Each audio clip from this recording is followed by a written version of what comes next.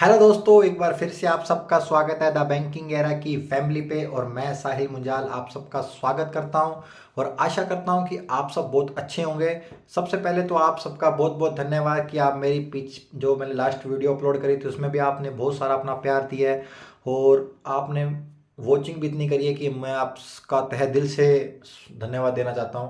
तो दोस्तों, आज की जो वीडियो है वो मेरा बनाने का मोटो ये है कि आपने प्री से लेके अब तक कुछ मेंस के मॉक दे दिए होंगे, है ना। तो अब उन में मॉक का आपने एनालिसिस भी किया होगा। तो मैं जो वीडियो ला रहा हूँ कि आप किस तरह स्मार्ट अप्रोच से जो आपका स्कोर है वो मान लो 50-60 आ रहा है, उससे आप कैसे इंक्रीज करके 90 से 100 तक ले जा सकते हो। इसलिए मैं आज ये वीडियो अपलोड करने जा रहा हूँ, ठीक है।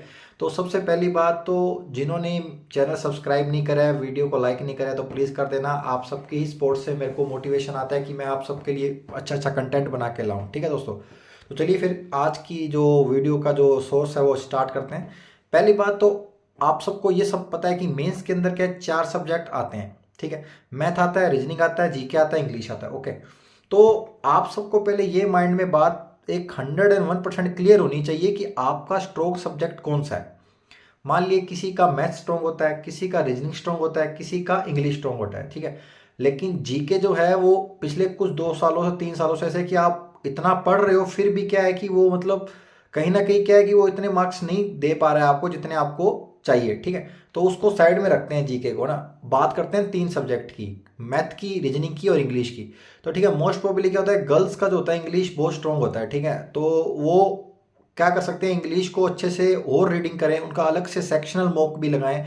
जिससे क्या होगा कि मेंस में जाके आपको ये ना हो कि यदि एक सेक्शन हार्ड आ रहा है तो उनके माइंड में ऐसा होना चाहिए कि इंग्लिश हमारी अच्छी थी और मैंने अच्छे से तैयारी करी है, तो उसमें ज़्यादा ग्रैब कर पाए मार्क्स, ठीक है। अब जैसे बॉयज़ मोस्टली होते हैं उनकी मैथ अच्छी होती है ना। तो आपको क्या करना है, मेंस के मॉक तो लगाने ही लगाने हैं, लेकिन मैथ की अलग से इतनी ज़्यादा प्रैक्टिस करनी है क्योंकि स्ट्रॉन्ग को और स्ट्रॉन्ग बनाए। क्योंकि मेंस में यदि अच्छे क्वेश्चन भी आ जाए ना तो आप मार्क्स ग्रेप कर पाए ना। मैं इसलिए बातें बोल रहा हूँ कोई कि चारों सब्जेक्ट किसी का स्ट्रॉन्ग नहीं होता है। मैं भी जब पेपर देता था, मतलब आज से 3-4 साल पहले, तो मेरा भी मैथ्स स्ट्रॉन्ग होता था, तो मैं मैथ्स को और स्ट्रॉन्ग करता था। क्यों? क्योंकि मुझे पता है मेंस में हर सब्जेक्ट फास्टर नहीं है, किसी का मतलब इतना स्ट्रॉन्ग नहीं है कि वो चारों सब्जेक्ट को हिट कर जाएगा। कहीं ना कहीं वो एक में तो ड्रैग करेगा, वो नीचे जाएगा, तो उसको मतलब इक्वल करने के लिए, लेवल पे लाने के लिए उसका जो स्ट्रॉन्ग है उसमें और ज़्यादा नंबर ग्रैब करने पड़ेंगे। मान लो वो भी हार्ड आ गया तो, लेकिन अपनी तैयारी इतनी हार्डर होनी चाहिए कि उससे हम अच्छे से मार्क्स निकाल पाएँ, ठीक है। तो इससे क्या होगा कि आप अभी जो मौका लगा रहे हो 55 से 60 नंबर आ रहे हैं, तो आप इस तरह यदि सोचोगे ना तो आपके ऑटोमेटिक 80-90 वाली लाइन में चले जाओगे। और आपका 80-90 लाइन में आने का मतलब है कि आप अब सिलेक्शन वाली लाइन में आ सकते हो आराम से। तो इसलिए मेरा कहने का मतलब ये है कि आप अपने स्ट्रॉन्ग सब्जेक्ट को और स्ट्रॉन्ग कीजिए कि उन यदि वो सेक्शन हार्ड भी आ जाता है तो आप उसमें अच्छे से अच्छे मार्क्स ले पाएँ, ठीक है। और रही बात कि जो वी आपका एवरेज है तो उसको भी अच्छे से कीजिए, नॉर्मल आप मॉक लगाइए, एनालिसिस कीजिए, लेकिन उनको भी पैरेलल लेके चलें। लेकिन स्ट्रॉन्ग को हो स्ट्रॉन्ग करना है कि अपने प्री में देखा होगा कि आपने बहुत मिनिमम टाइम से सारा एग्जाम क्लियर कर दिया, मतलब पूरा कर दिया है, रीजनिंग हो या मैथ हो या इंग्लिश हो। तो हर सब्जेक्ट में आपको अच्छे से लेके चलना है। आप मान के चलिए जीके तो अच्छा आना ही आना है। लास्ट ईयर की कट ऑफ देखोगे और उससे लास्ट ईयर कट ऑफ देखोगे तो डाउन ही हुई है लास्ट ईयर कट ऑफ। तो अभी भी क्या है, 101% जीके अच्छा आएगा, बहुत अच्छा आएगा। यदि जीके इजी आ जाता है तो बहुत अच्छी बात है। यदि हार्डर आ रहा है कि भाई वो इतना पढ़ने के बावजूद भी ऐसी लैंग्वेज दे रहे हैं, जो ऐसा फ्रेमिंग कर रहे हैं क्वेश्चन की कि हमको नहीं समझ में आ रहा है, तो लेकिन आपको क्या करना है, मैथ, रीजनिंग और इंग्लिश के अंदर ऐसे 1 या 2 सब्जेक्ट हार्डर स्ट्रॉन्ग करने ही पड़ेंगे। क्योंकि उनमें जो क्वेश्चन की फ्रेमिंग है वो एक मतलब फिक्स है, पैटर्न फिक्स है कि इस पैटर्न के मतलब आना ही आना है। तो आप उसकी जितनी हार्डर तैयारी कर पाओ उतनी हार्ड से हार्ड क्वेश्चन कर पाओ, जिससे भी आप पढ़ रहे हो तो अच्छे से पढ़िए, ठीक है दोस्तों। मेरा यही मोटो था कि आप किस तरह 50 से 60 वाली रेंज से 90 से 100 वाली रेंज में जा सकते हो।